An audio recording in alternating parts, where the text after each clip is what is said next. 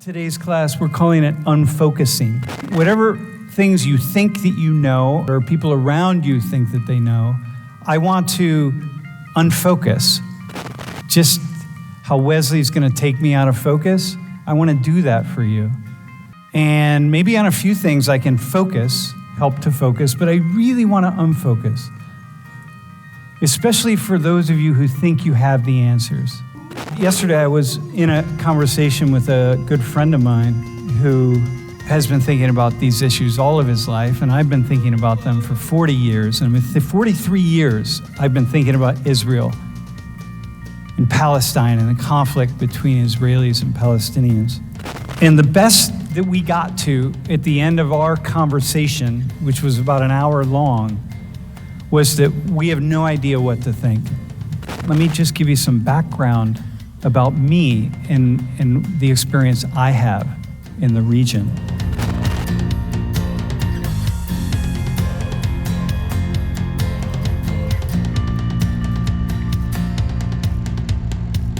I first started thinking about the issues when I was 20, and I met my mentor.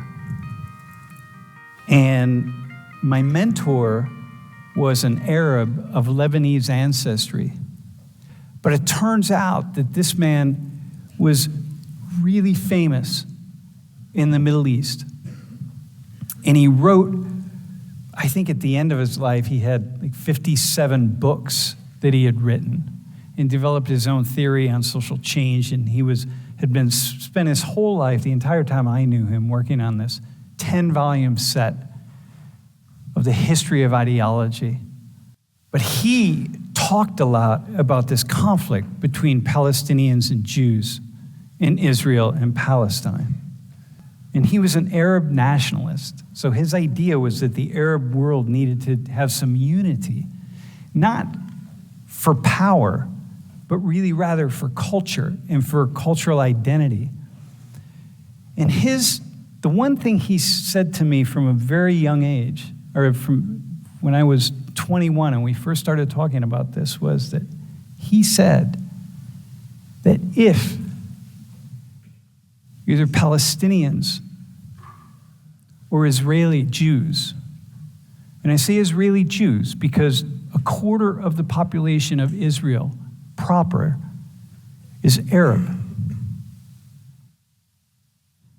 And he said, if either one of those two sides choose the path of violence, they will lose the moral authority. And I spent my whole life really trying to understand what he meant by that and thinking that I understood and that I could comprehend, because there are so many reasons to turn to violence.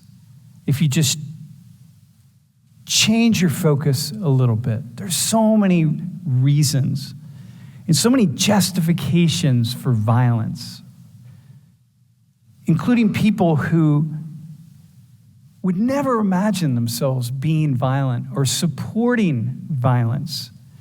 And yet with just the right shift in thinking, it's very easy to justify the most horrific actions that we can imagine human beings taking. So in a way, I've kind of spent my life as a sociologist of culture and a sociologist of change, trying to figure out, disentangle, what the hell was he talking about? And so over the years, I've had a lot of opportunities to engage with people who are involved in peace in Israel and Palestine. I've been to Israel twice. I've been to the West Bank. I was invited to Gaza to help launch a dialogue program that we were doing here at Penn State. And I wasn't able to go, but I sent team members there. And in my time in Israel, I spoke with and met with and became friends with a wide range of people. And if you want to do conflict work or anti-conflict work or conflict mediation work, Israel is the place to learn. I think per capita there are more people involved in peacemaking in Israel than any other landmass on the planet.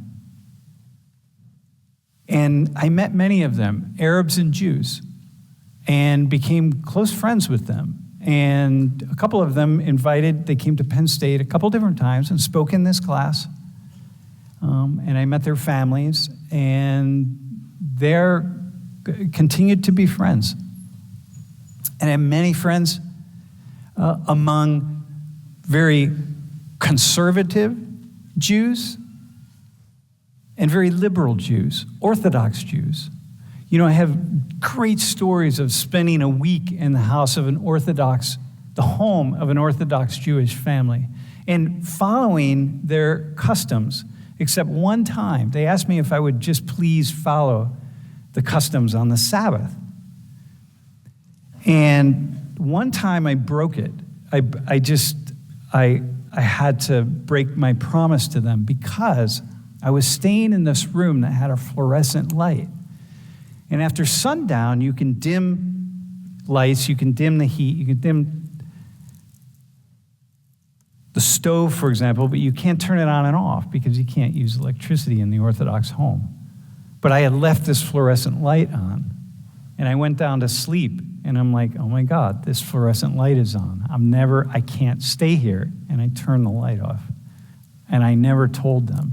And I always felt some kind of way about that. But I deeply appreciated that family. And I stayed with very liberal Jews. And I stayed with Arabs. And the second greatest number, maybe an equal number, of peacemakers in any landmass would be in Palestine, in Gaza, and in the West Bank.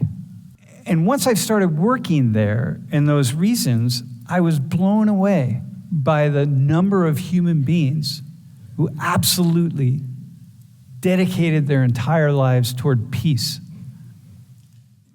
and reconciliation. So I'm starting in this spot so that you understand the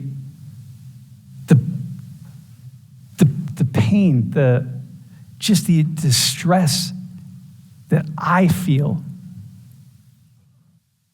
watching what's happening, and that is going to continue and grow and be ever so dangerous